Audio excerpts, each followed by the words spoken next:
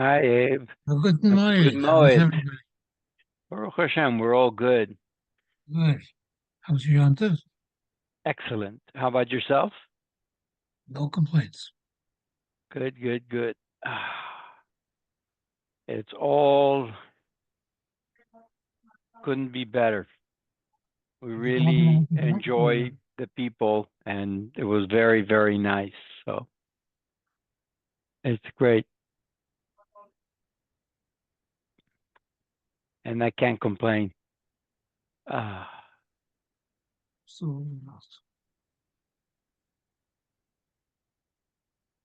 where are we? Zion? I'm sorry. Where are we? Oh, today I think we're doing Daf 7 Zion? in Makkos? Makkos. Yeah.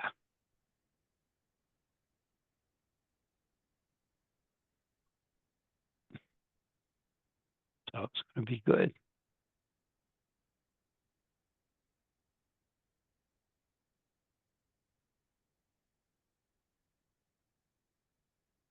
It's all good.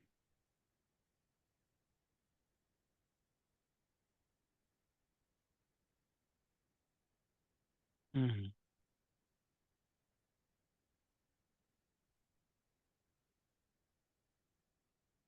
Is Bob and Aggie back already? No, they're not going to be back. They There for the are, whole program? yeah, they're going to be there for the entire Yontif. They went actually interesting. They did the Seders in Arizona because Bob's son had to do that for his work. So that's great. And they had a lovely time, especially the second day because they were able. Hello, Hello, Mario. Jorge. Well, Como tov, well, Mario. good morning. Guten Hi, Morgen. Abe. How are you? All good. Mhm. Eating a lot of We matzah? survived. Eating a lot of matzah? Of course.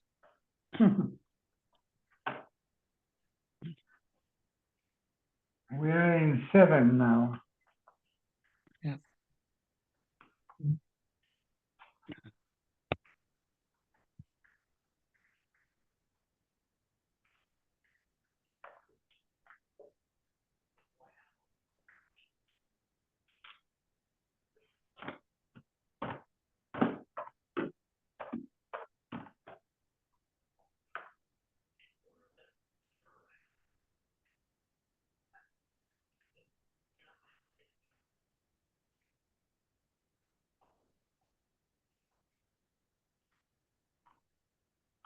Oh, Jorge, aquí estamos. sí, ya estoy podrido de la matzah. Yeah. Uh, it's challenging. When we're at 7, it's frequently when we're having dinner. When it's at 5, I'm frequently helping my daughter with the kids. Oh,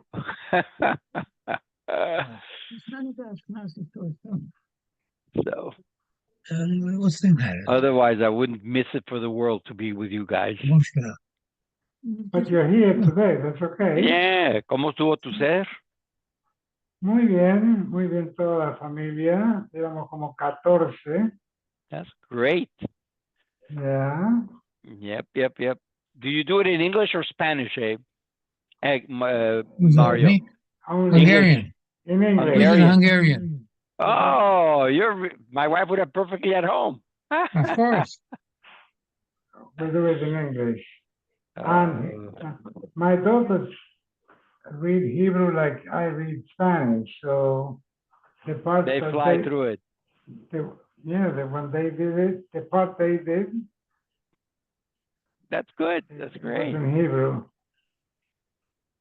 And the kids also did a bit in Hebrew, a bit in English. That's fun. And they asked me to do some parts in Spanish just for the hell of it. And then in German, which I did. So you make it totally pluralistic. I like it. I like it. And the great thing is my son-in-law from my oldest daughter, he always has questions. He prepares months in advance and he gives prizes. But some of those questions are really hard. Some were silly, easy, but the majority are. Well, that's the way it should be. Some of them are. Challenge the brain. Yeah. Well, the first question I knew, what's the last word in the Torah? The last word in the Torah.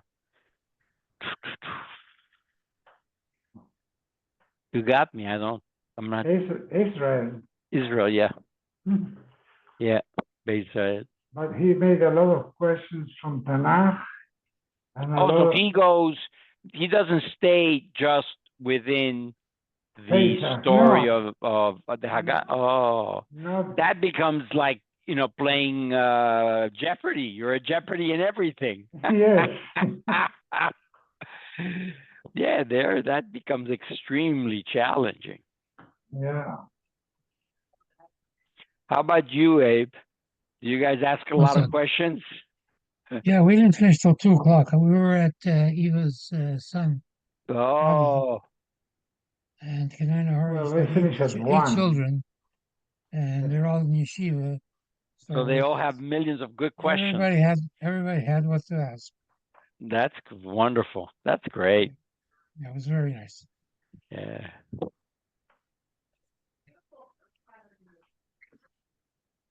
Yeah.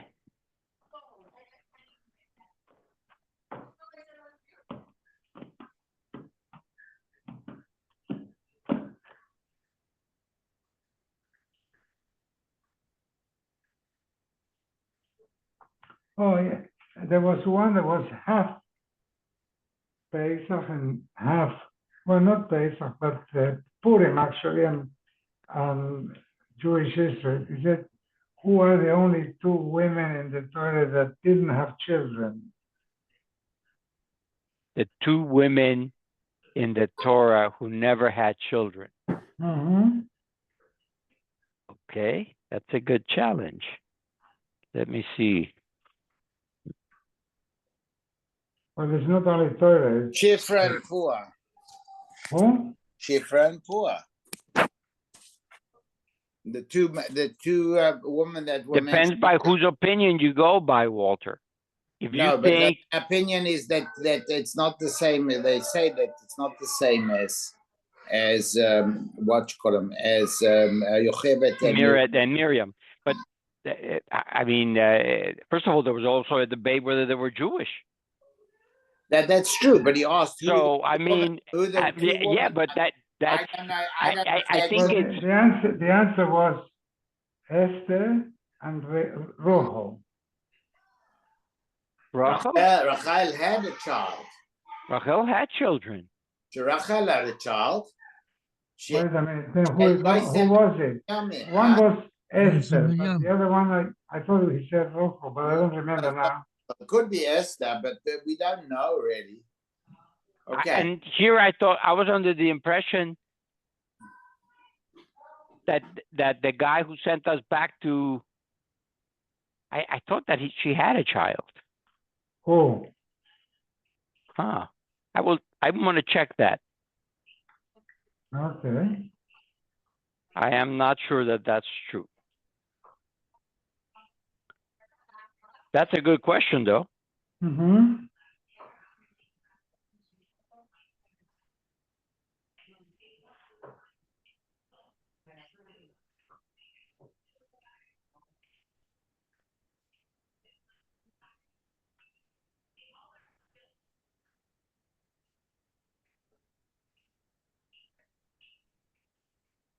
Yeah, my impression, it's not clear, but I thought that the king Darius was her child.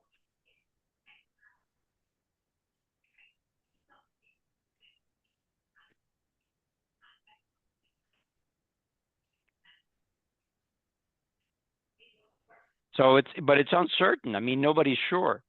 But you see, for example, in Google it's incorrect because it says Sarah, Rebecca, Rivka, and Rojo. That's not true. That's right.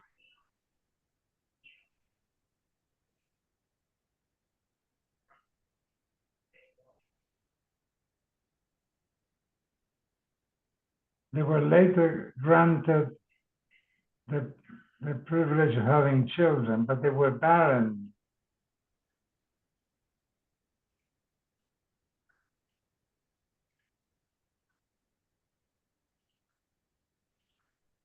Because it was with Darius that we end up being able to rebuild the Beis Hamikdash. Mm-hmm. And I was under the impression that the reason was because Esther had made him be favorable to the Jews. Mm-hmm. So I don't know. Maybe, good historical questions like that are really challenging.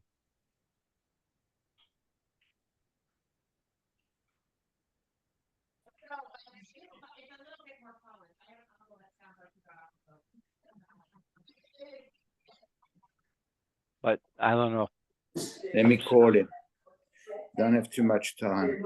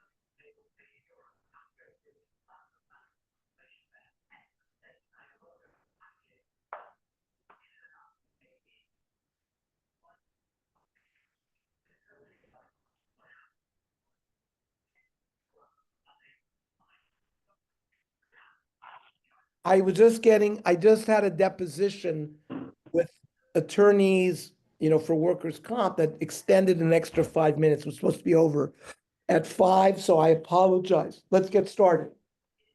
Okay.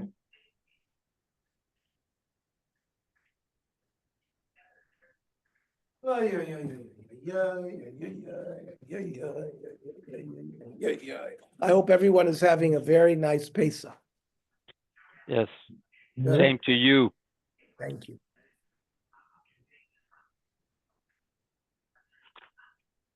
Seven.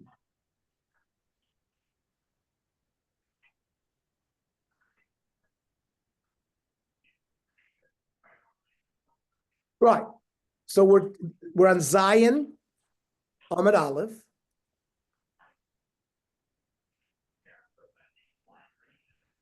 And we're dealing with the halacha. We said that Beis Din has to understand the Eidim directly without a translator. And they may not speak.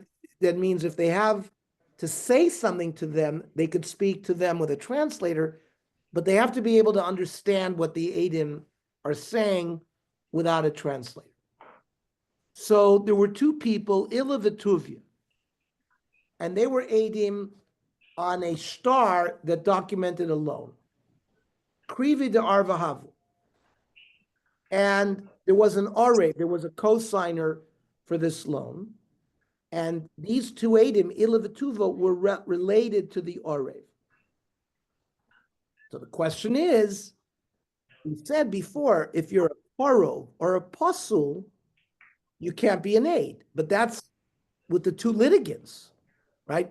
Reuven borrowed money from Shimon. So, of course, the Eidim cannot be related to Reuven or Shimon. But now there's a third party, Levi, who is an Orev, a cosigner, where if Reuven doesn't pay up, Shimon can go to Levi. So Ila V'Tuva were relatives of the cosigner. And the question now has arisen, are they invalidated as Eidim? Sover of Popula Meimar, Gabi Loiva Umal V'Rechikininu. Regarding the borrower and the lender, they're not related. And therefore, they're not related to Reuven and Shimon, the two litigants in the case. So they can, their aidus is kosher. Armalei Ravuna Bered Rav Yoshua Rav Papa, Ilesle Lelove. If Reuven doesn't have money to pay, Lav Basar Orva Azel, doesn't Shimon have the right to go to the cosigner to collect? Right? Azel Malva? So based on Rav Yoshua, we should invalidate those Eidim as well. The din is in Shulchan Aruch that if the Eidim were related to the Orev, they cannot give testimony, like the Shita of Rav Huna Ber Rav Yoshua. Mishnah. Misha Nigmar Dino Uvarach. Somebody was adjudicated in Bezdin to be put to death. There was testimony that Reuven killed Shimon, and they brought it to court, and the verdict was passed. Reuven is guilty, and he deserves the death penalty, and then he runs away. Ubalifnei also Bezdin, and then he comes back. Ein soisrin is dino. We don't start the proceedings again. We don't get rid of that. We carry out the punishment.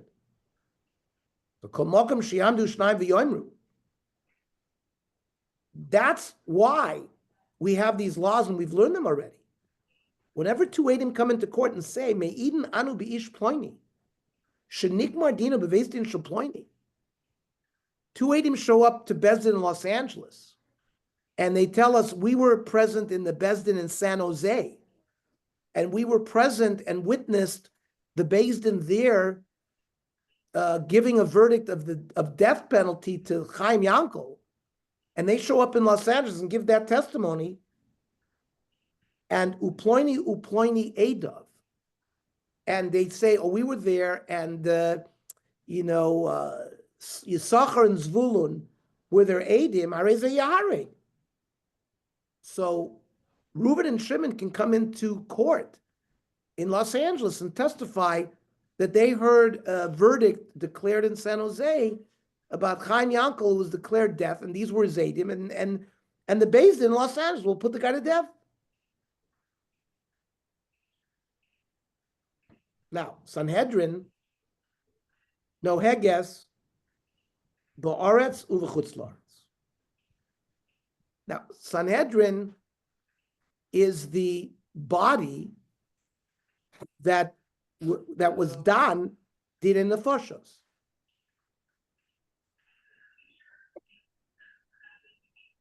And this Mishnah says that Sanhedrin operates whether it's in Eretz Yisrael or outside of Eretz Yisrael.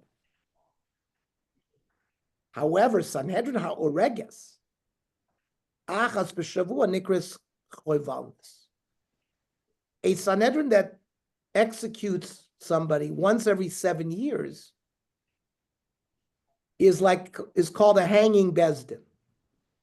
Because as we've been learning, the Dayanim were very careful in Drisha v'Chakir of the Eidim, and it was very rare. Everything we've learned about Hasra, Toch Kedei Dibur, has to be within seconds of him committing the act. So all of the various issues which makes it hard to put the death penalty, Lemaisa, Sanhedrin very rarely executed people. Comes Rabbi Elazar ben Azariah, Oimer, Echad l'shivim shana. It's not once in 7 years. It's once in 70 years that if Bezdin killed, it would be called a hanging Bezdin. Rav Tarfon, Rav Akiva Oimru, Ilu Hayinu b'Sanhedrin. If we were there in Sanhedrin, we would have been able to create a situation where nobody would have ever been executed, because they would always find a reason to make the guy innocent. Rav Shimon Gamliel Oimer, Afein Marbin Shoif Chedamim B'Yisrael. He commenting on what Rab Tarfon Rabbi Kiva said, he sort of disagreed with that approach by having no deterrence. Is l'chora, the way I'm learning, is by people knowing that there's going to be no death penalty given out by Bezdin, there is going to be rampant murderers in Klal Yisrael. And people wouldn't be afraid. So there is a deterrent factor, according to Rav Shimon Gamliel.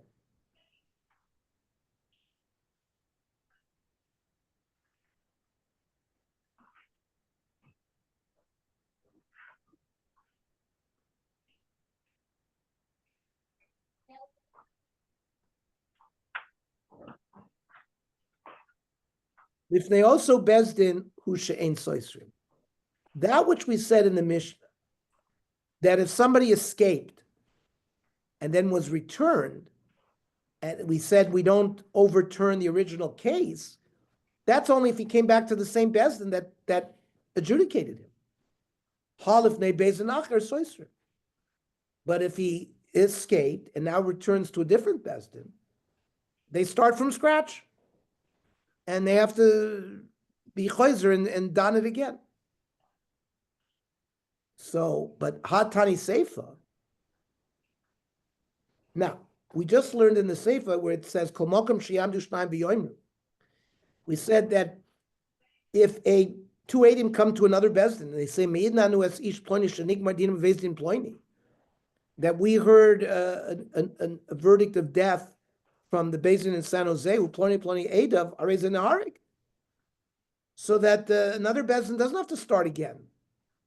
They rely on what was decided in another Bezdin. So that seems to be a stira between what we were trying to be medayik in the Reisha versus the Sefer. Amrabaya, loy kasha. Khan, the beginning of the Mishnah, where we say that if a Rotseach runs away and goes to a different Bezdin, that's when he came to a Bezdin Be'eretz Yisrael, where the original case was in Chutz La'aretz. So then we changed the din. But Khan, in the end of the Mishnah, where we don't change it, it's B'chutz La'aretz after there was a Gmar Din in Eretz Yisrael. So the Bezdin in Chutz La'aretz will accept what was adjudicated in Eretz Yisrael. The Tanya. Rav Yehuda ben Destoy Oimer Mishum Rav Shimon ben Sheta. Baruch me'aretz l'chutz la'aretz. If a criminal, after being adjudicated to death, escapes from Eretz Yisrael to chutz la'aretz, ein soisnes dino. We keep the same din. We find out what was psak, and the Bezdin carries it out. But if someone had a din in chutz la'aretz and he runs away to Eretz Yisrael, soisnes dino. There we overturn it. One of the schusim of Eretz Yisrael, maybe, right? We know the principle avira de Eretz Yisrael chakima, that it makes people smarter, and maybe the dayanim in Eretz Yisrael will find a reason to pater him, so he won't have to be killed. Then we said in the Mishnah Sanhedrin noheges, both in Eretz Yisrael and in Chutz La'aretz, Menon Mili, that there is a din of Sanhedrin even outside of Eretz Yisrael. The Ton Rabbanon. It says by the din of murderers in Bamidbar, V'hayu eila lachem, these laws should be for you, l'chukas mishpat l'dorosechem b'chol moshvasechem. Should be for every generation and everywhere you live. L'madnu l'Sanhedrin sh'noheges ba'aretz v'chutz la'aretz. From here we learn that the Sanhedrin operates wherever it is. But im kein matam ubloimer bisharecha. It says in Parsha Shoftim v'shotrim titen lecha b'chol sharecha. Sharecha implies your sha'arim in Eretz Yisrael. And maybe from there we learn there's a mitzvah to be set up a bezdin only in Eretz Yisrael. So the Gemara answers, Bisharecha tamoishiv bote dinim b'chol plach uplach. So in Eretz Yisrael, there were bote dinim everywhere, wherever people lived, every year. But b'chutz la'aretz tamoishiv b'chol plach uplach. So in a big place in Chutz La'aretz, they set it up. But tamoishiv b'chol every year. But in every little town that existed, you didn't have a bezdin. Right? In Poland, we know there was Vad Arba Arotzos. I don't know where it was, in Krakow. I mean, they had bezdin in various large places, but every little village, Lezhensk and Levu, they didn't necessarily have bezdin. They had them in big areas. Then the Mishnah said, Sanhedrin ha'oireges, a bezdin that kills once every 7 years is a hanging bezdin. And Rabbi Elazar ben Azariah said once in 70 years. So, iboilahu. That which Rabbi Elazar ben Azariah said once in 7 years, achal shivishana nikris chavlonis. And that's called a killing bezdin, odilma or a charahi. That was the normal way of doing it, once every 7 years, but it's not called chavlonis. So teku. But we don't have an answer to that. Then Rav Tar from Rabbi Kiva Oimrim, Ilo hayinu, if we would have been in Sanhedrin, when Sanhedrin was in Lishka Gazis and executing people, we would never have executed somebody ever. So the Gemara wants to know, what would they do? Eidim come, what are they going to do to Eidim come, this guy killed B'mezid, what could they say? So Rav Yochanan and Rav Elazar Damar Tarvayu, Re'isim Treifa Shaharag Shalem Harag. That means maybe the guy who you saw kill was a treifa. That means he had a certain illness that would have caused his death within 12 months. You're halachically a treifa, and you could get him off. We don't know for sure, right? Adam come in, and we saw Reuven kill Shimon. How do you know Shimon wasn't a treifa? So based on that kind of question, Rabbi Kiva and Rav Tarfon could have pottered everybody. On Rav Ashi, Im Tim Saloimar, maybe they did an autopsy. Even if they did an autopsy and they show that he wasn't a treifa, you could have said Dilma b'makam nekev. Reuven kills Shimon with a sword, like stabs him in the neck. So Rav Ashi says, even if you do an autopsy and you find nothing else wrong with the guy, maybe the guy had a hole in his trachea right in his neck, which would make him a treifa. And there's a sword damage there, and we can't be sure that there wasn't a hole there before the guy stabbed him. That's great. Now, the boila sa'erva hechav avdi. So now the Gemara is questioning, okay, two Eidim come and see a person having sexual relations with one of the prohibited women that are prohibited to him. How would they get such a person off? A because there's no Indian of treif. If you sleep with a woman who's a treifa, that's not an exception to the rule of if you did bia, you're going to be put to death. So how would you get such a person off? Abai Rabbanan Tarvayu, because you would ask the Eidim, Re'isem kimachol b'shveiferes, meaning intercourse is the insertion of the penis into the vagina. That's what it is. So you can ask the Eidim, did you actually see that? Yeah, you saw a guy on top of a woman, they had motions, it would look like it, but did you actually see the entrance and the penetration? Most of the time, they're going to say no. And therefore, that would have been a way to pater them, to pater the guy. Okay. The Mishnah concluded that the sheet of the Rabbanon, which was represented by Rav Shimon Gamliel, disagreed with Rabbi Kiva and Rav Tarfon. No, if we did what you're suggesting, we would have rampant crime. There would be no deterrence. So we don't agree with that. The question is, hey, chidanu. Well, why not? How would they adjudicate these cases? Because these shilas exist. How do you know the guy wasn't a treifa? How do you know that the sword didn't injure the guy right at the place of a prior injury? How do you know that there was actual penetration? Because they held Kishmuel. She'omar Shmuel b'mena'ofim mishayiru k'mena'ofim. Because we don't hold, like the shita, you have to see a pencil enter into the sharpener. I mean, that's how I'm interpreting what Kimchol B'Shroferes. We just see people having sex. We know what that looks like. And that's enough to adjudicate that case.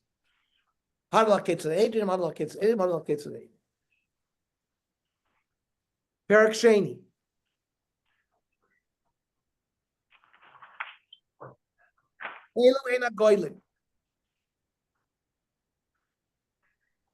So, Golus is for somebody who kills somebody b'shogeg. And killing somebody b'shogeg has a specific definition. We're going to see if somebody's chopping with an axe in a forest, and you're bringing the axe down, and the blade flies off and kills somebody, such a person does not go into Golus. Because that's called korov lemezi. You should have been careful.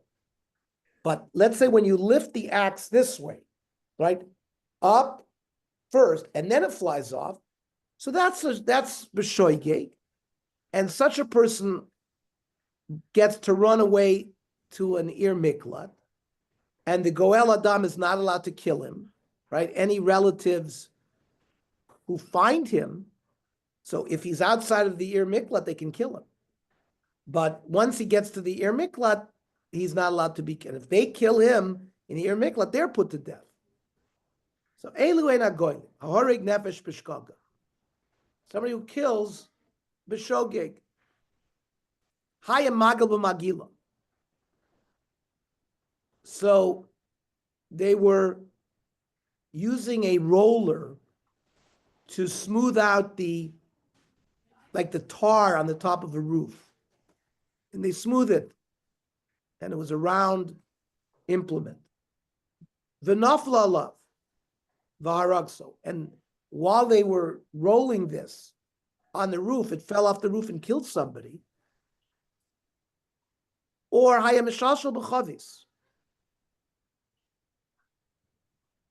They were lowering a barrel with a rope from a roof to the floor. V'nafla alav. And the barrel fell, v'haragto. Or hayayored b'sulam. Person's walking down a ladder, v'nafal alav, and he fell on a guy who was below, v'haragto, hareza gola. So these are examples where he killed somebody b'shogeg, and he runs to an ir mikla. Now, the first case is this rolling thing, he was rolling away from him. But if he was rolling it towards him, v'nafla, and he lost control of it, and it fell from his hands olav on a guy v'haragto. Or if he was lifting a barrel, not lowering a barrel, but lifting a barrel up to the roof with a rope, hayadola b'chavis, v'nifsak achevel, and the rope breaks, v'nafla olav v'haragto, and it falls on somebody and kills him. Or hayaola b'sulam, he's walking up a ladder, v'nafal alav, and then he falls off the ladder v'harga, rezeh ein a gola. These, again, we're going to see, are things that are considered korov lemezid, and he doesn't get golus as an atonement. Ze klal. B'derech yiridoso goyle. If whatever happens was, you were doing it, lowering something, and it kills somebody, goyle. And if it wasn't done b'derech yiridoso, it was not done lowering, ain't a goyle. Now, Menon Amili, how do you learn this? Damar Shmuel, Amar Kra, Vayipol Allah Vayamot.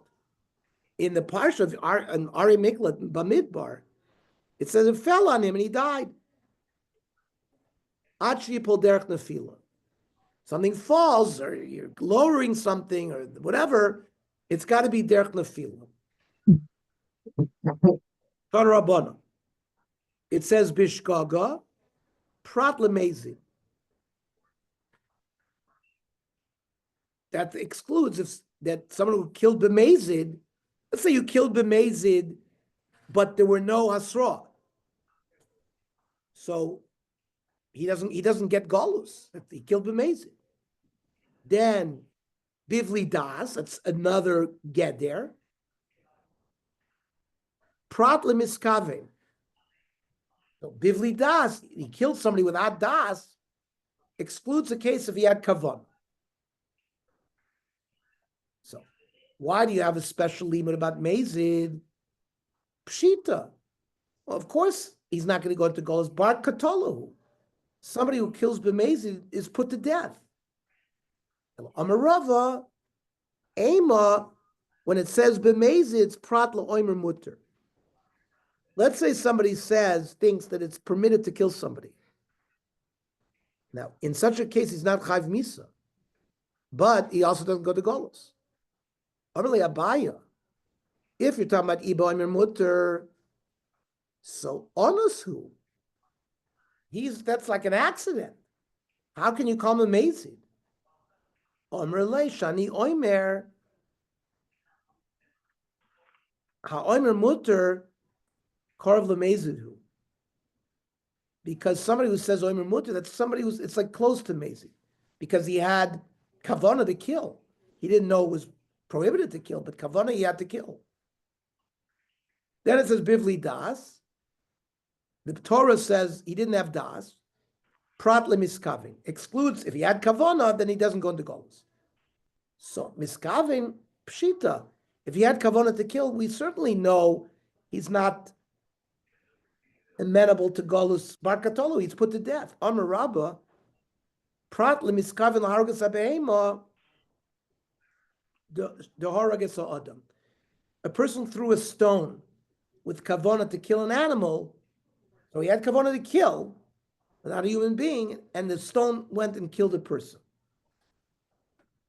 So such a person does not go to Golus. Or he had kavana to kill Hagoy, v'haragas Yisrael. Or he had kavanah to kill a nefel. A nefel is a child within the first 30 days. We're not sure he's a ben kayoma. And then v'harag ben kayoma. In these cases, he's excluded from Golus. Tan Rabbanan. The pasuk in Bamidbar that talks about Ir Miklat says, the imbefeta below eva hadafo. If suddenly, without anger, he pushed him, oh, he shlich alav kol kli below tztiya, or some vessel hit the guy without planning. So the Gemara darshans all these words. Im befeta comes prat lekeren zavis. That means you're carrying a sharp item and you're walking on the street and you come to a corner and some guy appears out of the corner that and you stuck him and killed him. So you don't go into Golus.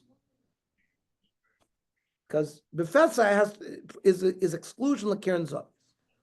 Below Ava comes to exclude a case of Prat Lasone.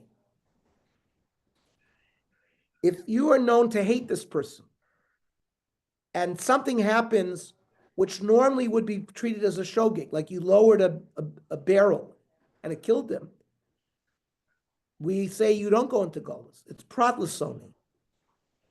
Then it says, Hadofo, below Eva, he pushed him without Eva. Shadachvo begufo.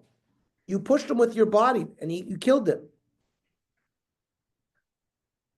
So that you'd be Chayv Golos. Oh, he shlich alav, or you threw something at him. Lahavi yirida shi tzarech aliyah. If you lower something that also other times would require lifting, you bend down, let's say to pick something up, and in that action, you killed somebody, you go into Golos. Below tztia, without, let's say, tzad means to hunt somebody. So below tztia means without planning. Prat lemiskaving.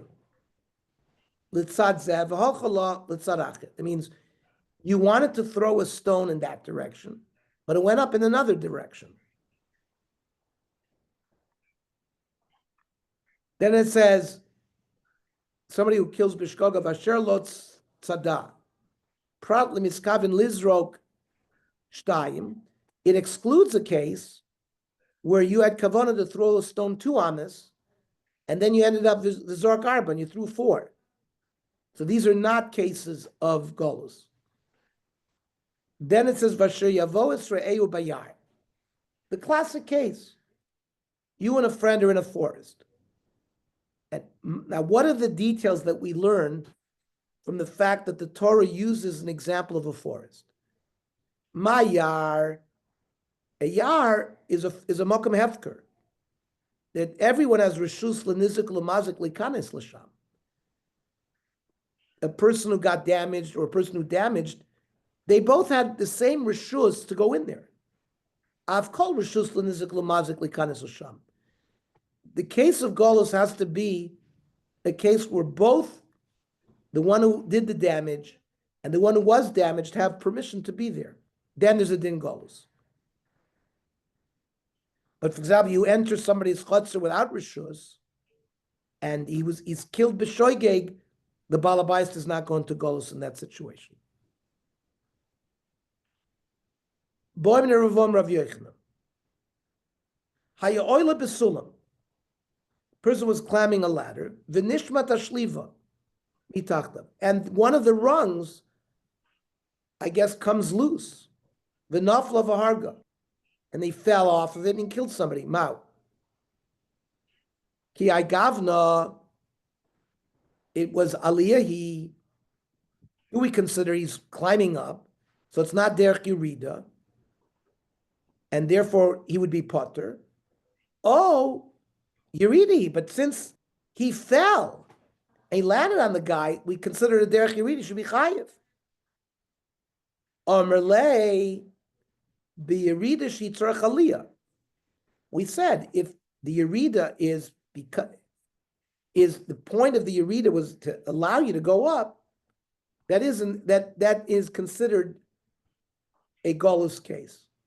But Esvei, Rav Avo will ask now on what we just said from the Mishnah. Ze'aklau, Kol Shabbaderech Yerida so Gola. Anything that you're on the way down, you kill, it's Golos. Shelo b'derech yiridaso ain't a Gola. From that it says, Shelo b'derech yiridaso lasuyimai. What does that mean, Shelo? That you're not doing it in the way down. What is it coming to include? Lav lasui kai kavna. It's including this case. He was climbing up. And then, yes, the rung broke, and now he fell going down, but what? That should be included. Ula tamech, based on you, it said before, kol shebederech yiridaso gola. Everything on the way down is lasuyimai. What is that coming to include? Isn't it lasuyi katsev, a butcher who's cutting meat and bones with a butcher knife? Hachanami lasuyi katsev. Is that going to come to include the case of the butcher? Tanya. Katsev shayim katsev. You have the butcher who's cutting with the kuppets. So Tanachada,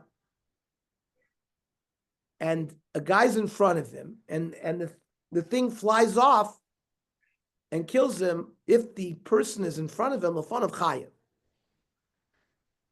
If he was killed with the guy in back of him, lachrav potter. But the Tanya Yidich just the opposite, lachrav chayav, lefanav potter. And then there's a third opinion, V'tanya Yidich bein lefanav bein lachrav chayav. And there's a fourth opinion, V'tanya Yidich bein lefanav bein lachrav potter. Now, with these baraisas, there's four opinions. V'lo kasha.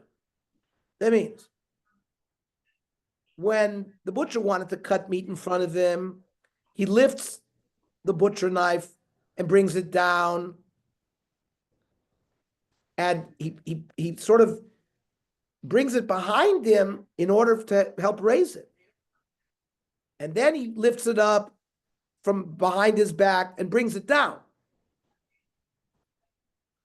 So in that action, he's being moirid and maleh, both in front and in back.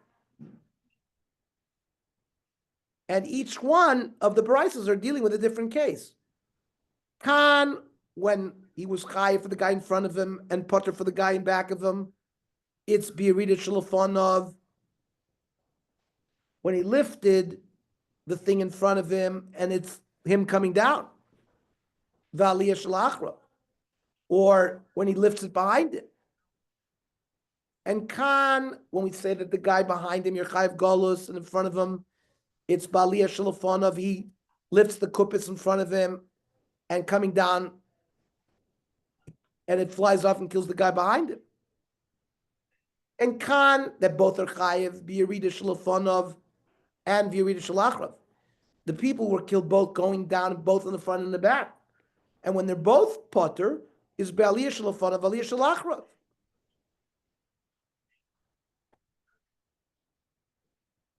So the Gemara says, Lema kitanoi. Haya oila bisulam. Person was climbing a ladder, v'nishbatosh shlichwa mitachtov, and one of the rungs broke. So tani chadachayev, and the guy fell and killed somebody. One bride says he's chayev golus. The tani erich potter, and my lava kamiflagi. The marsar v'yiridihi. One chacham holds it, even though he was climbing the ladder. Since he fell downwards, it's considered Yurid and he's chayiv. Umar savar aliyahi. So maybe it's the machloikas tanaim. Lo, kulam aliyahi. Everybody else is going up. Veloy kasha, kan l'nizakim. That means we're talking about monetary damages. So that he has to pay like anybody else. Because there we don't care whether it's b'shoigig or mezid. But kan l'galus. There's a gzeres hakosov that makes a difference between how you actually killed the guy. But by paying money for hezek, there's no difference. Adam muad loilam regarding mominus. Iboy say mahavaha linin galus. Beloy kasha, hadi itla. For example, the ladder was wormy, and the other case is a shalo itla. He didn't know in the case that it was not wormy, that it would break. So then he's a complete oinus. That we could see that it was not termites. The case that needs potter is the mehedik. These were very good rungs. He had no reason to think that it would break. Vaha shalom mehedik. They were not securely tightened. There he would have to be concerned. Okay, let's stop here with the new Mishnah, which will talk about axes flying off. And again, we'll learn tomorrow at 5 o'clock. I think that works because people have dinners at night, etc., etc. Who knows what's going on at night? No. Okay. Yeah. So, Chag Sameach, everybody.